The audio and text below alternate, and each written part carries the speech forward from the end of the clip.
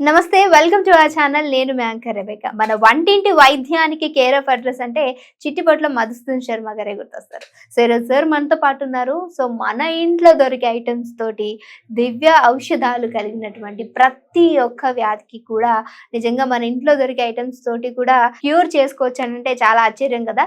So అలాంటి మన కొన్ని హోమ్ మేడ్ రెమెడీస్ సార్ తో పాటు మాట్లాడి డిస్కస్ చేయడం జరుగుతుంది.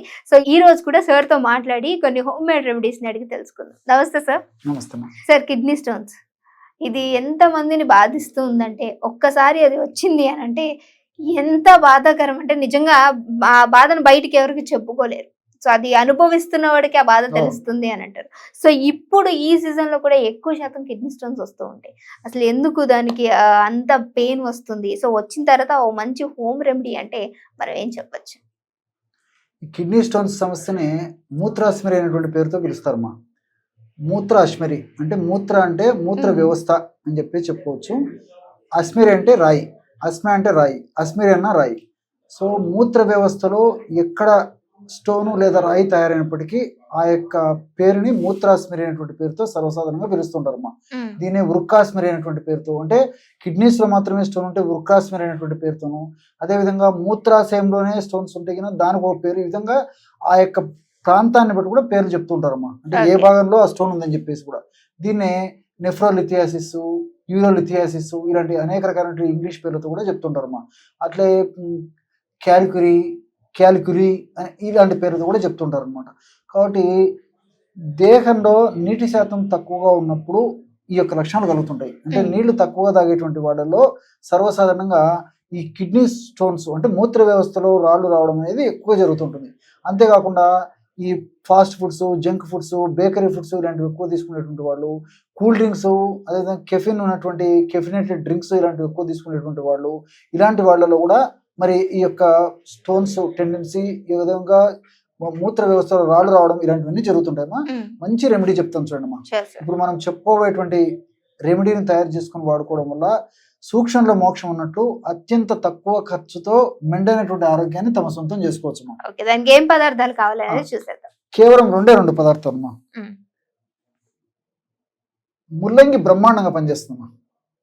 కిడ్నీ స్టోన్స్ కి ప్రకృతి ప్రసాదించినటువంటి ఔషధాల్లో అగ్రస్థానంలో ఉండినటువంటి ఔషధం ఏదై అంటే ఇదేం చెప్పుకోవచ్చమ్మా. అనేక రకాలైనటువంటి అగ్ర ఔషధాలలో ఈ యొక్క ముల్లంగి కూడా చాలా ప్రాముఖ్యతను పొందిందమ్మా. ముల్లంగి ప్రతి చోట, మరి గ్రామాలు, పట్టణాలు, నగరాలతో నిమిత్తంలో కూడా ప్రతి చోట దొరుకుతుందమ్మా. రాడిష్ అనేటువంటి పేరుతో పిలుస్తుంటారు అనమాట, రాడిష్. సో ఈ ముల్లంగి మూత్ర వ్యవస్థలో ఉండేటువంటి రాళ్లను కరిగించేందుకు చాలా సమర్థవంతమైనటువంటి ఈ యొక్క రసాయన పదార్థాలు ఇందులో కలిగి ఉంటుందమ్మా. ఈ ముల్లంగి తీసుకుని చిన్న చిన్న ముక్కలుగా చేసేసి మిక్సీలో వేసేసి రసం తీసుకోవాలమ్మా. ఈ విధంగా ముల్లంగి గడ్డల రసం తీసుకోవాలి. ఈ ముల్లంగి గడ్డల రసం కూడా పూటకి 30 to 40 ml రసం అయితే సరిపోతుందమ్మా. ఏదో ముల్లంగి మంచిదని చెప్పేసి ఏదో 100 ml 150 ml అలాంటి తీసుకోకూడదమ్మా. ఎందుకంటే ఇది కూడా చాలా శక్తివంతమైనటువంటి ఔషధ పదార్థాలతో కూడినటువంటి ఆహార ఔషధం కాబట్టి దీన్ని మితంగా ఔషధంగా వాడుకోవాలి.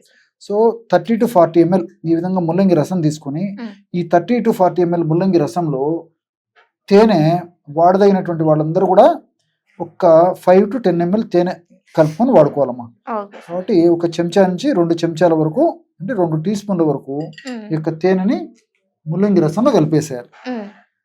ఒకవేళ బెల్లం వాడదైనటువంటి వాళ్ళు ఎవరైనా ఉంటే బెల్లం వాడుకోవచ్చు. అదేవిధంగా మరి బెల్లము, తేనె ఇలాంటి వాడకూడనటువంటి వాళ్ళు కూడా ఉంటారు. కాబట్టి అలాంటి వాళ్ళు మరి కేవలము ఈ ముల్లంగి రసంలో కాస్త పల్చటి మజ్జిగ కలుపుకొని తీసుకోవచ్చమ్మా. సో బ్రహ్మాండమైనటువంటి ఔషధం రెడీ అయిపోయింది చూడమ్మా. సూక్ష్మంలో మోక్షం అన్నట్టు ఒక 15 నిమిషం లోపే మరి ఈ మూత్ర వ్యవస్థలో రాళ్లను చిన్నాభిన్నం చేసి కరిగించి బయటికి నెట్టివేసేటువంటి అద్భుతమైనటువంటి ఈ యొక్క ముల్లంగి పానీయం రెడీ అయిపోయింది. చాలా అద్భుతంగా పనిచేస్తుంది.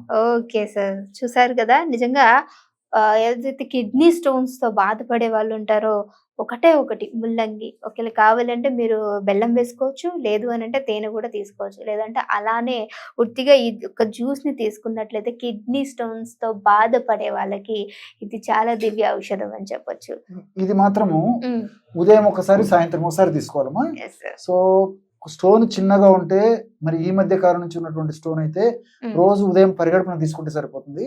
మరి స్టోన్ పెద్దగా ఉండడం కానీ, లేకపోతే ఎక్కువ స్టోన్స్ ఉండడం కానీ, లక్షణాలు ఎక్కువ ఉండడం కానీ ఇలాంటివి ఉంటే మాత్రం కొన్నాళ్ల పాటు ఉదయం ఒకసారి, అదేవిధంగా సాయంత్రం 5 నుంచి 7 గంటల లోపల మరొకసారి ఇదే పద్ధతిలో వాడుకోవడం వల్ల ఫలితాలు మరింత త్వరగా వచ్చేదానికి అవకాశం ఏర్పడుతుంది.